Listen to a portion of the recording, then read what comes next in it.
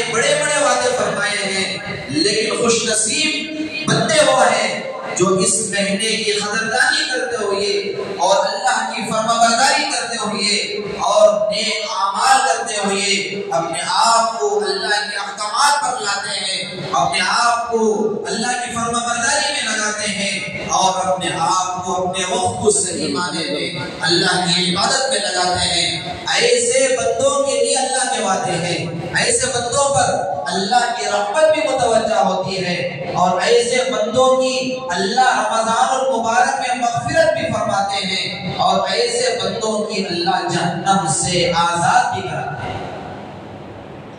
3 وعدے اللہ نے فرمائے ہیں، 2 وعدوں کا تو وقت ہو گیا، 2 وعدوں کا وقت گزر گیا، لیکن ابھی ایک وعدہ اللہ کا باقی ہے۔ وہ وعدہ یہ ہے کہ جو آدمی آخری عشرے میں صحیح معنی میں اللہ کی عبادت میں لگتا ہے، اعتکاف میں لگتا ہے، قرآن کی تلاوت میں لگتا ہے، ذکر و اذکار میں لگتا ہے، اللہ کی فرمانبرداری کرتا ہے، اللہ تعالیٰ ایسے بندے کو جہنم سے بچا لیتا ہے۔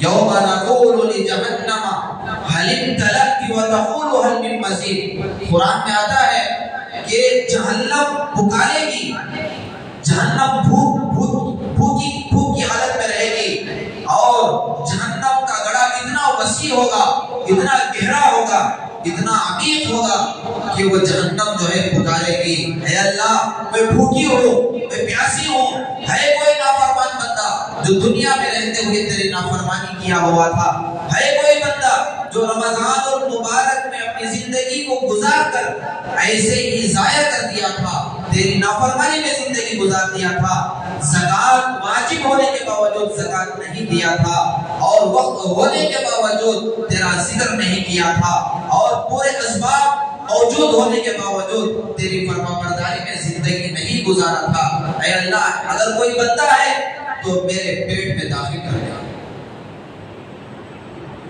جہنم یہ آواز دے گی، جہنم یہ پکارے گی، یوم نقول لجہنم، قیامت کے دن جہنم یہ آواز دے گی، اے اللہ کوئی بندہ ہے جو نافرمانی کے ساتھ زندگی گزارا ہے، اس بندے کو میرے پیٹ میں داخل کر دے۔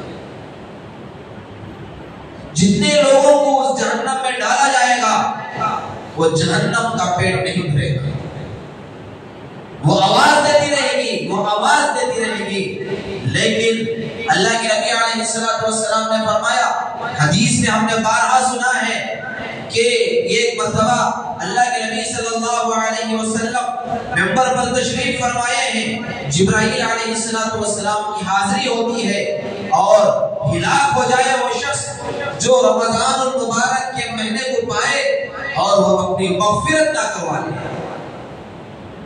یہ حدیث میں آتا ہے جبرائیل علیہ السلام کی بدعا تھی اور اللہ کے نبی علیہ السلام نے جبرائیل علیہ السلام کی اس بدعا پر آمین فرمایا۔ حالانکہ اللہ کے نبی علیہ السلام رحمت للعالمین ہے اور اس امت کے لیے مغفرت کے لیے اللہ کے سامنے رو رو کر اللہ کو منائے ہیں، اللہ کو راضی کیے ہیں اور اللہ سے مانگ کر اس امت کی مغفرت کی بھیک مانگی ہے، لیکن اس کے باوجود بھی رمضان المبارک اتنا آفر کا مہینہ، اتنا بہترین مہینہ، اپنی مغفرت کرانے کا مہینہ اور جہنم سے بچنے کا مہینہ، اللہ کی رحمت کو متوجہ کرانے کا مہینہ، ایسے مہینے میں بھی اگر انسان اپنی زندگی میں غفلت میں زندگی گزارتا ہے تو اللہ کے نبی صلی اللہ علیہ وسلم نے ایسے بندے پر لعنت کی دعا فرمائی۔ اسی لیے رمضان المبارک کا یہ جو مہینہ جو چل رہا ہے، آخری لمحات جو چل رہے ہیں، 27واں کا روزہ ہے، گنے چنے ایام باقی ہیں، اگر ان ایام کی ہم صحیح معنی میں قدردانی کر لیں گے، صحیح معنی میں عبادت کر لیں گے، صحیح معنی میں اللہ کے پاس منوا لیں گے، اللہ تعالیٰ ہماری مغفرت کر دے گا۔ رحمت خدا بہانہ بھی جو ہے، اللہ کی رحمت بہانہ ڈھونڈتی ہے کہ کوئی بندہ میرا گنہگار کتنا بھی بڑا گنہگار ہو، کتنا بھی بڑا گنہگار ہو، کتنا بھی بڑا نافرمان ہو، جب وہ بندہ اللہ کے گھر میں حاضر ہوتا ہے، اللہ کے گھر میں بیٹھتا ہے، وضو کرتا ہے، سجدہ کرتا ہے اور اپنے گناہوں کی ندامت کرتا ہے اور اپنے گناہوں کو یاد کر کر توبہ و استغفار کرتا ہے، تو اللہ تعالیٰ اس بندے کو بھی معاف فرما دیتے ہیں، اس بندے کے گناہوں کو بھی معاف فرما دیتے ہیں، اگرچہ کہ اس بندے کے گناہ سمندر کے قطروں کے برابر بھی کیوں نہ ہو، لیکن ہمارے گناہوں سے بڑی رحمت اللہ کی ہے۔ ہمارے گناہ چھوٹے ہیں، آدمی گناہ کرتے کرتے کرتے تھک جاتا ہے، لیکن اللہ بندے کو معاف کرتے کرتے نہیں تھکتا۔ لیکن بندے کے پاس وقت ہونا چاہیے، بندے کے پاس احساس ہونا چاہیے کہ ایسے موقع کو ہم غنیمت سمجھیں، ایسے موقع کو ہم قیمتی سمجھیں اور ایسے موقع کا ہم فائدہ اٹھا لیں اور اللہ کے پاس، اللہ کے دربار میں حاضر ہو جائیں۔ اعتکاف میں بیٹھے، نفلی اعتکاف ہے اور بدت کا اعتکاف ہے، سنت کا اعتکاف ہے۔ اللہ کے نبی صلی اللہ علیہ وسلم نے حدیث میں آتا ہے پورا رمضان المبارک اعتکاف میں گزارا ہے، پورا رمضان المبارک اعتکاف میں گزارا ہے،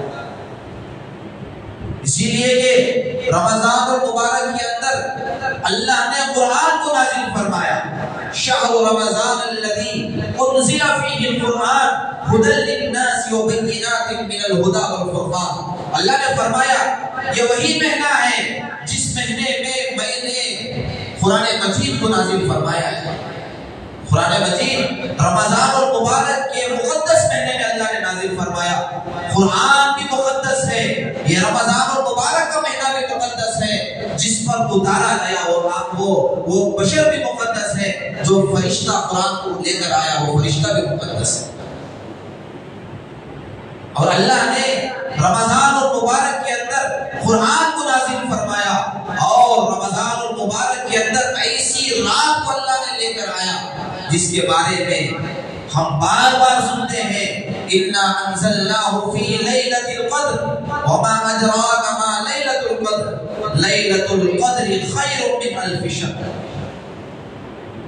یہ وہ رات ہے، شب قدر وہ رات ہے، اگر کسی بندے کو میسر ہو جائے، کسی بندے کو وہ رات حاصل ہو جائے، تو اللہ نے فرمایا قرآن مجید کے اندر کہ اگر کسی بندے کو لیلۃ القدر نصیب ہو جائے تو وہ بندہ 1000 مہینوں کی عبادت کرنے کا جو ثواب عطا فرماتے ہیں اللہ تعالیٰ اس رات میں عنایت فرماتے ہیں۔ اسی لیے اللہ کے نبی صلی اللہ علیہ وسلم اس رات کی تلاش میں، اس مقدس رات کو حاصل کرنے کی نیت سے اللہ کے نبی صلی اللہ علیہ وسلم پورا رمضان المبارک اعتکاف فرمایا۔ پہلا عشرہ بھی گزر گیا، دوسرا عشرہ بھی گزر گیا، تیسرے عشرے میں اللہ کے نبی علیہ السلام نے فرمایا کہ آخری عشرے میں مجھے شب قدر کا احساس ہوا اور ایسی علامتیں ظاہر کیا اللہ نے کہ مجھے یقین ہو گیا کہ شاید کہ آخری عشرے میں ہی لیلۃ القدر ہے۔ اسی وجہ سے آخری عشرے کی فضیلت بڑھ جاتی ہے، آخری عشرے میں لوگ اعتکاف میں بیٹھتے ہیں۔ اعتکاف کا مطلب کیا ہے؟ اعتکاف کا مطلب یہ ہے کہ بندہ اللہ کی چوکھٹ پر، اللہ کی ڈھیلش پر، اللہ کے گھر کے ڈھیلش پر بیٹھ کر اپنی حاجت کو پیش کرتا ہے۔ قرآن مجید میں آتا ہے واللہ الغنی وانتم الفقراء، دنیا کے جتنے بھی لوگ ہیں، حضرت آدم علیہ السلام سے لے کر قیامت تک آنے والے لوگوں کو اللہ نے فرمایا واللہ الغنی، اللہ ہی غنی ہے، اللہ ہی مالدار ہے، پوری کی پوری دنیا فقیر ہے۔ ہماری آنکھوں کے سامنے جن کے پاس مال ہے ہم ان کو للچائی ہوئی نظر سے دیکھتے ہیں، بڑے بڑے عہدے ہیں تو ان کو بڑا سمجھتے ہیں، جن کے پاس پیسہ ہے ان کو بڑا سمجھتے ہیں، ہرگز نہیں، وہ سب خالی ہاتھ دنیا میں آئے تھے، دنیا سے خالی ہاتھ ہی جائیں گے، سب فقیر ہیں، کوئی مالدار نہیں ہے، اللہ ہی مالدار ہے۔ واللہ الغنی وانتم الفقراء، اللہ ہی غنی ہے، پوری کی پوری دنیا فقیر ہے۔ دنیا کا دستور ہے کسی مالدار کے پاس، کسی عہدیدار کے پاس کوئی جماعت جاتی ہے یا مسجد کے باہر کوئی فقیر کھڑے ہو کر اللہ کے نام سے بھیک مانگتا ہے تو اسے کچھ نہ کچھ مل ہی جاتا ہے، کچھ نہ کچھ اس کی جھولی میں پڑ ہی جاتا ہے۔ لیکن اللہ تو داتاؤں کے داتا ہیں، مالکوں کے مالک ہیں اور رازقوں کے رازق ہیں۔ اللہ کے پاس اتنا مال ہے، اتنی دولت ہے، پوری دنیا والے بھی سب مالدار ہو جائیں، اللہ کی دولت میں راگی کے دانے کے برابر بھی، سوئی کے اندر جو ناکا ہے اس ناکے کے برابر بھی کمی نہیں آئے۔ یہ اعتکاف وہ ہے کہ بندہ جب اعتکاف کی نیت سے اللہ کے گھر میں بیٹھ جاتا ہے گویا کہ وہ اللہ کا فقیر ہے، اللہ کے پاس جھولی پھیلایا ہوا ہے۔ یہ اعتکاف کی برکت ہے۔ جو بندہ اعتکاف کرتا ہے اور مسجد میں بیٹھ کر اللہ سے نامگزاری کرتا ہے، اپنے اہل و عیال کے لیے دعا مانگتا ہے، اللہ اس کی بھی مغفرت فرماتے ہیں، اس کے اہل و عیال کی بھی مغفرت فرماتے ہیں، اس کے بچوں کی بھی مغفرت فرماتے ہیں اور جہنم سے پورے گھرانے کی حفاظت فرماتے ہیں، اور اللہ تعالیٰ اس کے مسائل کو حل فرماتے ہیں۔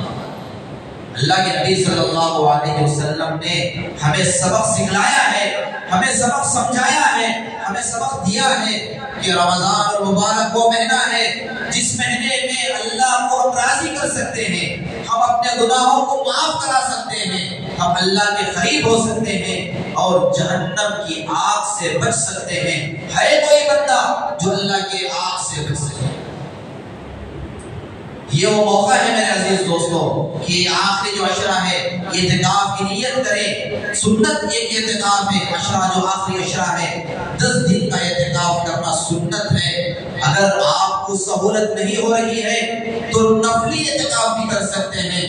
پچھلی جمعہ بھی میں نے آپ حضرات کے سامنے عرض کیا تھا، اگر کوئی بندہ ایک دن کا بھی اعتکاف کرتا ہے تو اس کے اور جہنم کے درمیان میں ایسی 7 خندقیں کھودی جاتی ہیں اور یہ خندق کا فاصلہ زمین سے لے کر آسمان تک ہوتا ہے۔ اتنا درمیان میں اللہ ڈسٹنس کر دیتے ہیں، اس آدمی کو جہنم سے اتنا دور کر دیتے ہیں، اتنا دور کر دیتے ہیں کہ وہ کوسوں دور ہو جاتا ہے اور وہ بندہ جہنم سے جو بندہ دور ہوتا ہے وہ جنت کے قریب ہو جاتا ہے۔ نفلی اعتکاف کا اہتمام کریں اور 4 چیزوں کا کثرت سے اہتمام کریں۔ گنے چنے دن ہمارے باقی ہیں، کثرت سے اللہ کا ذکر کریں، اللہ کی بڑائی بیان کریں۔ تیسرا کلمہ پڑھیں، سبحان اللہ والحمد للہ ولا الہ الا اللہ اللہ اکبر ولا حول ولا قوت الا باللہ العلی العظیم۔ اللہ کا ذکر کثرت سے کریں۔ جو بندہ اللہ کا ذکر کثرت سے کرتا ہے، اللہ کی بڑائی بیان کرتا ہے، اللہ تعالیٰ کی رحمت اس بندے پر متوجہ ہو جائے گا۔ یہ آسان طریقہ ہے۔ اللہ کی رحمت کو متوجہ کرنا ہے تو اپنی زبان کو ذکر سے رب اللسان رکھو، اللہ کی بڑائی بیان کرو، اے اللہ تو ہی بڑا ہے، تو ہی سب کچھ کرنے والا ہے۔ ان اللہ علی کل شیء قدیر، اے اللہ تو ہر چیز پر قدرت رکھنے والا ہے۔ عزت دینے والی ذات بھی تیری ہے، ذلت دینے والی ذات بھی تیری ہے، صحت دینے والی ذات بھی تیری ہے، بیماری دینے والی ذات بھی تیری ہے، اے اللہ خوشی دینے والی ذات بھی تیری ہے، غم دینے والی ذات بھی تیری ہے۔ اے اللہ ہم مسائل کو برداشت نہیں کر سکتے، اے اللہ ہمیں ہماری زندگیوں میں خوشیاں نصیب فرما، اے اللہ ہمیں راحت عطا فرما، دنیا میں بھی کامیابی عطا فرما، آخرت میں بھی کامیابی عطا فرما۔ جب بندہ اللہ کی بڑائی بیان کرتا ہے، وَلَهُ الْكِبْرِيَاءُ فِي السَّمَاوَاتِ وَالْأَرْضِ، زمین و آسمان اللہ کی بڑائی کو بیان کرتے ہیں۔ انسان اللہ کی بڑائی کو بیان کرنے سے غفلت برتتا ہے۔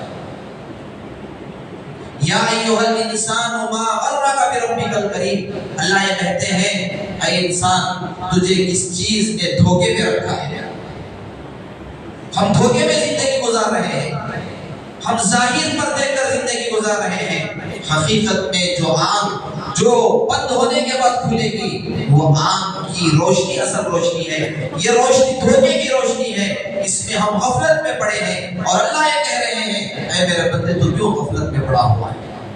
میری طرف متوجہ ہو جا، میرے قریب آ جا، میری بڑائی بیان کر، میری کبریائی بیان کر۔ میری بڑائی، میری کبریائی کے لیے میں نے تجھے دنیا میں بھیجا ہے، غفلت سے میں زندگی گزارنے کے لیے میں نے تجھے دنیا میں نہیں بھیجا ہے۔ ہر انسان کو آسان طریقہ ہے، قرآن کی تلاوت آتی ہے تو قرآن کی تلاوت کرو، لیکن ہماری زندگیاں ایسے ہی گزر گئی۔ قرآن کی تلاوت ہمیں نہیں آتی تو کم از کم اللہ کی بڑائی بیان کرو، سبحان اللہ کہو، الحمدللہ کہو، اللہ اکبر کہو۔ سلیمان علیہ السلام کا تخت آسمان میں اڑ رہا ہے، ایک آدمی کھڑے ہو کر سبحان اللہ، کیا اللہ نے طاقت سے نوازا ہے، تو سلیمان علیہ السلام کے کانوں میں وہ آواز پڑی، فوراً اوپر سے نیچے اترے اور یہ کہا کہ میرا تخت ختم ہو جائے گا لیکن تمہارا سبحان اللہ باقی رہے گا۔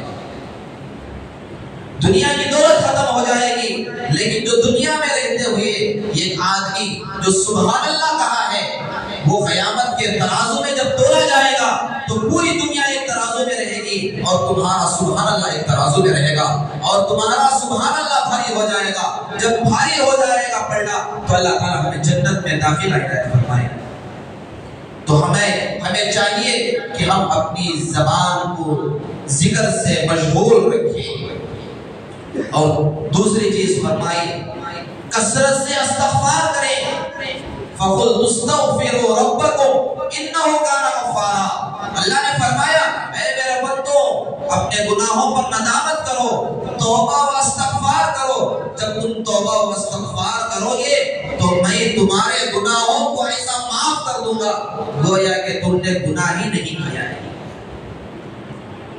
اللہ تعالیٰ التائب من الذنب کمن لا ذنب له، حدیث میں آتا ہے جب بندہ توبہ کرتا ہے تو اللہ تعالیٰ اسے ایسا بنا دیتے ہیں گویا کہ اس کی ماں نے اسے ابھی جنا ہے، ابھی وہ دنیا میں آیا ہے۔ کتنا آسان سودا ہے میرے عزیز دوستوں بزرگوں، کتنا آسان سودا ہے، لیکن وہ سودے کو اختیار کرنے والے بھی ہونا چاہیے۔ اللہ کے وعدوں کا یقین ہونا چاہیے۔ توبہ کرو، استغفار کرو۔ آج ہمارے معاشرے میں ہمارے لوگ ایسے ہیں، ہمارا معاشرہ اتنا بدنام ہو چکا ہے کہ ہم گناہ کرتے ہوئے اتراتے ہیں، ہم گناہ کر کر لوگوں کے سامنے آ کر یہ اتراتے ہیں، کہتے ہیں کہ میں نے فلاں گناہ کر لیا، کوئی مجھے میرا بگاڑ نہیں پایا۔ یہاں پر کوئی اگر نہیں بگڑا تو دنیا تو سب بگڑنے والے کی بھی ختم ہو جائے گی، نہیں بگڑنے والے کی بھی ختم ہو جائے گی۔ اصل مسئلہ تو ہمارے آخرت کا مسئلہ ہے۔ وہاں پر فَمَن يَعْمَلْ مِثْقَالَ ذَرَّةٍ خَيْرًا يَرَهُ، راگی کے دانے کے برابر بھی اگر تم نیک اعمال کر کر آؤ گے اللہ اس کا بھی بدلہ عطا فرمائے گا۔ فَمَن يَعْمَلْ مِثْقَالَ ذَرَّةٍ شَرًّا يَرَهُ، اگر راگی کے دانے کے برابر بھی اگر تم گناہ کر کر آؤ گے تو اس کا بھی بدلہ عطا فرمائیں گے۔ یہاں تک کہ حدیث میں آتا ہے سینگ والی بکری بغیر سینگ والی بکری کو جب مارے گی تو قیامت کے دن ان تمام دو بکریوں کو جمع کیا جائے گا اور سینگ والی بکری کو کھڑا کیا جائے گا اور اس کی سینگوں کو ختم کر دیا جائے گا۔ جس کے پاس دنیا میں سینگ نہیں تھی اسے سینگ دیا جائے گا اور اسے کہا جائے گا تم اس کو مارو۔ یہ بدلے کا دن ہے، قیامت بدلے کا دن ہے اور جزا کا دن ہے۔ جیسے تم دنیا میں بیج ڈالو گے اللہ قیامت کے دن ویسے ہی پھل نکالیں گے۔ ہم اگر کانٹے دار بیج بوئیں گے ایسے ہی جنت نہیں ملے گی، کانٹے ہی دار جہنم ملے گی۔ اگر ہم سیب کا بیج ڈالیں گے اور سپوٹے کا بیج ڈالیں گے، کسی بہترین پھل کا بیج ڈالیں گے، قیامت کے دن اللہ تعالیٰ جو ہے ایسے باغات عطا فرمائیں گے، ایسے حوریں عطا فرمائیں گے، ایسی نہریں عطا فرمائیں گے۔ ان للمتقین مفازا حدائق واعنابا وکواعب اترابا وکأسا دہاقا، متقین کے لیے اللہ نے جنت میں وعدے فرمائے ہیں، دودھ کی نہر بہتی ہوئی ہوگی، شہد کی نہر بہتی ہوئی ہوگی، شرابت طہورہ کی نہر بہتی ہوئی ہوگی۔ معصوم بچے ہمارے سامنے شراب کی پیالے لے کر آئیں گی، وہ شرابت طہورہ ہوگی، پاک شراب ہوگی، اس کے ایک ایک قطرے میں اللہ لذت عطا فرمائیں گے، اس کے ایک ایک قطرے میں اللہ مزہ عطا فرمائیں گے۔ ایک ایک قطرہ جب پیٹ کے اندر اترے گا اس کا مزہ 70 سال تک رہے گا۔ تو میں بتا یہ رہا تھا کہ کثرت سے استغفار کرو، توبہ کرو۔ ہم گناہ کر کر اتنا رہے ہیں، ہم گناہ کر کر تکبر کر رہے ہیں، اور ہم ایسے کھلے زندگی گزار رہے ہیں کہ ہمیں کوئی پکڑنے والا نہیں ہے، ہمیں کوئی دیکھنے والا نہیں ہے۔ ہم دنیا میں تو بچ سکتے ہیں لیکن حشر کے میدان میں ہمیں کوئی بچا نہیں سکتا۔ پھر آگے فرمایا تیسری چیز جہنم سے پناہ مانگو۔ جہنم بڑی خطرناک چیز ہے، پل صراط کا راستہ بڑا خطرناک ہے، بال سے زیادہ باریک ہے۔ دعا کرو اے اللہ مجھے جہنم کی آگ سے بچا لے، جہنم کے دہانے سے بچا لے، پل صراط کے راستے سے بچا لے۔ اے اللہ میرے اعمال تو ایسے نہیں ہیں جو میں جنت میں داخل ہو جاؤں، اے اللہ میرے پورے اعمال ایسے زندگی گزری ہے تیری نافرمانی میں گزری ہے، اے اللہ مجھے جہنم کی آگ سے بچا لے۔ تیسرا عمل، چوتھا عمل فرمایا کہ اللہ سے جنت کی طلب کرو، اللہ کے دیدار کی طلب کرو، اللہ کے نبی علیہ السلام کی شفاعت کی طلب کرو، اللہ کے نبی علیہ السلام کے دیدار کی دعا کرو۔ اے اللہ ہمیں جنت نصیب فرما، اے اللہ ہمیں تیرا دیدار نصیب فرما، اے اللہ ہمیں جناب محمد رسول اللہ صلی اللہ علیہ وسلم کی سفارش نصیب فرما، اے اللہ ہمیں آب کوثر پینا نصیب فرما۔ جب اللہ کے سامنے یہ جب ہم دعا مانگیں گے، رمضان المبارک کا آخری عشرہ گزر رہا ہے، اللہ تعالیٰ ہمارے دعاؤں کو قبول فرمائے۔ اللہ کرے اللہ تعالیٰ ہمیں سب کو ان باتوں پر عمل کرنے کی توفیق عنایت فرمائے۔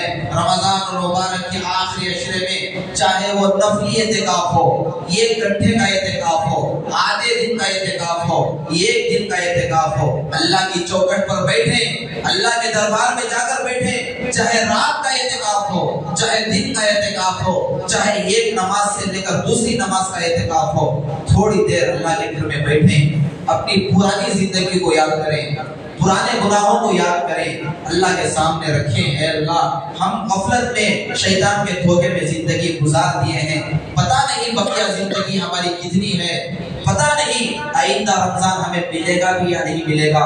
اے اللہ ہمیں معاف فرما، اے اللہ ہمیں جنت نصیب فرما، اے اللہ ہماری مغفرت فرما، ہماری اولاد کی مغفرت فرما، امت کی مغفرت فرما۔ جب ہم دعا کریں گے اللہ ضرور ہماری دعاؤں کو اللہ قبول فرمائیں گے۔